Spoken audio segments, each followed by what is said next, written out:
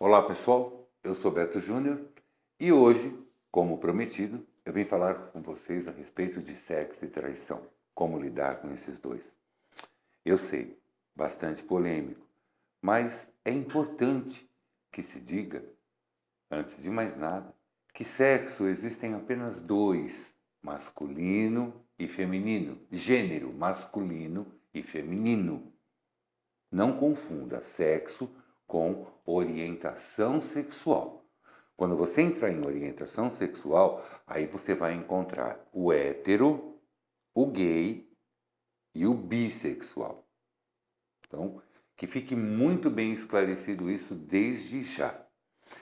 Agora, quando nós entramos na diversidade, né, no gosto, no desejo, na vontade de cada um, nós vamos encontrar aí as mais diversas formas de vontade, desejo, prazer. Então, entre héteros, gays e bissexuais, o que se encontrar aqui, a forma, a maneira, o jeito onde a felicidade existe, o prazer existe trazendo felicidade, perfeitamente aceitável. E cabe a nós apenas a aceitação, o respeito e entender o conceito sem preconceito. Ok? De pronto a gente já vê isso. Agora, tratando do sexo como identificação, como identidade, a gente vai entender que nada melhor do que cada um no seu quadrado.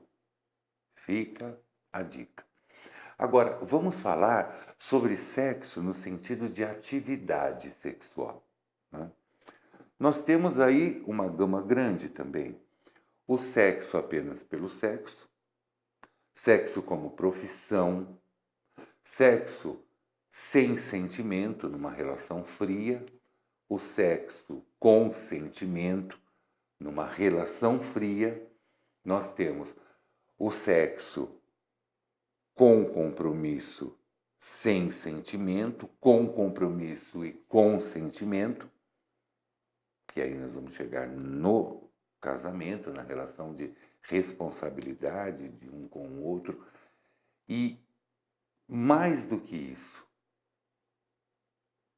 o sexo quando ele vai fora do casamento, que aí nós caímos na questão da traição. E eu ainda me questiono muitas vezes que tipo de prazer existe em trair. É uma satisfação de ego, é uma identidade potencializada que se ganha. Que prêmio é esse? Que troféu é esse que parece que é entregue aos seus adeptos? Se a gente for ver a fundo as diversas reações que a traição cria, pode ter certeza, gente, não é brincadeira. Olha, nós temos traumas, nós temos conflitos, e isso gera um problema gigante no ser humano. Ele começa apenas na sensação de raiva, rancor e às vezes vingança pela traição. Mas com o passar do tempo, a gente vai ver que não ficou só nisso. Geralmente uma traição leva a uma separação, né? Porque para você aceitar uma traição e conviver bem, você tem que ter a cabeça bem trabalhada e realmente perdoar de corpo e alma aquela relação. E quando gera o rompimento dessa relação, haverão outras, né? Virão outras pessoas na vida da gente. E como lidar com o trauma, às vezes a perda da libido, às vezes a insatisfação e incondição do orgasmo e a identificação do sexo como pecado, o que é realmente de doer, né, de matar. Porque o sexo é uma coisa boa, é uma coisa prazerosa. Agora, quando feito com responsabilidade, com cuidado, com cautela, com respeito, não só com a pessoa com quem você está fazendo sexo, antes de mais nada com você, né? Eu acho isso extremamente importante. Haja visto que a relação de identificação do sexo visto pela mulher e visto pelo homem diverge bastante. Por exemplo, a mulher, com todo o feminismo, com a independência feminina de hoje, que é uma coisa perfeita, uma coisa muito boa que aconteceu, ainda carrega consigo aquele aspecto do romantismo, né? Não da fragilidade, o romantismo. Um amor como uma coisa potencial, não carência. Ver o amor como uma potência forte na relação. Mas ainda existe algumas coisas que precisam ser trabalhadas. Por exemplo, transformar uma relação numa coisa muito aberta, num papo, abertura nos assuntos. Existem mulheres que ainda hoje servem de pinico para os maridos. Por quê? Porque eles não estão informados, eles não estão comunicados da forma como ela sente prazer. E ela tem o direito, o dever e a obrigação de sentir prazer também. Isso não é um advento ou um benefício somente concedido aos homens.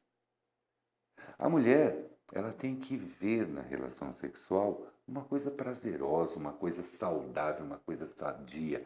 E muitas vezes, para isso, ela precisa ensinar o parceiro de que forma ela chega ao clímax, de que forma ela chega ao prazer, de que forma ela chega ao orgasmo. Né? Porque a cabeça do homem, ela pensa de uma forma diferente.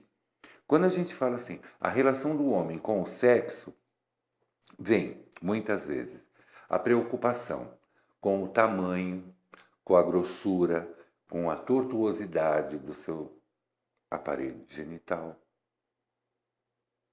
Infelizmente é assim. O homem, ele fica mais preocupado com o desempenho sexual.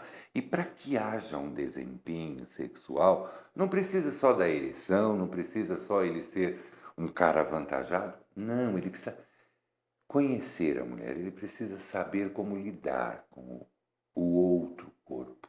Né? E numa relação homossexual e bissexual, vale os mesmos conceitos. Né?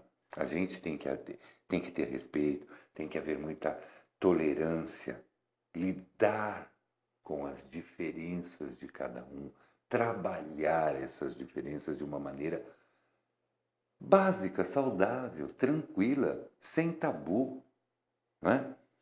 Outra coisa que o homem pensa bastante na questão do desempenho sexual é justamente o medo de brochar, o medo de não chegar, né? De chegar na metade da situação e daí?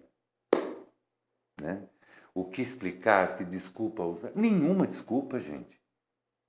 Isso é tolerante de acontecer com qualquer um. Né? Então, a gente só precisa levar em consideração o profissional a ser buscado, o profissional a ser procurado no momento desse, a quem recorrer.